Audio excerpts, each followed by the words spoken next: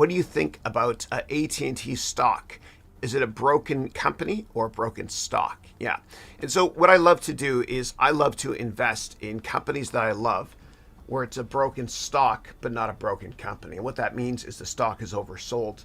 And the best time to buy is when the RSI is around 20 in your favorite long-term investments. I teach you much, much more about technical analysis, fundamental analysis, valuation, and more in the MBA program.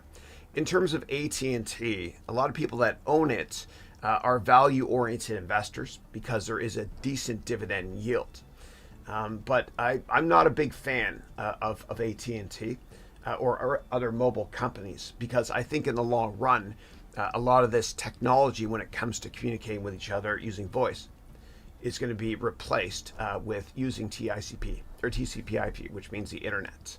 Yeah, so I think once a tech company or a telecom company or anything future-oriented starts to go into secular decline, meaning they start to become a little bit less relevant, then it's a slippery slope and it's game over.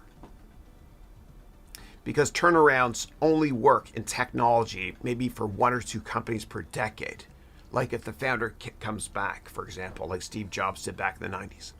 But once the tech company starts becoming a little bit less relevant, okay, then it's game over. It really is, because turnarounds don't work. Now, if you're interested in learning a lot more about probably the best turnaround in the history of technology, there's a great book by the former CEO and McKinsey consultant of McKinsey and IBM, the former CEO of IBM, Lou Gerstner, called Who Says Elephants Can't Dance?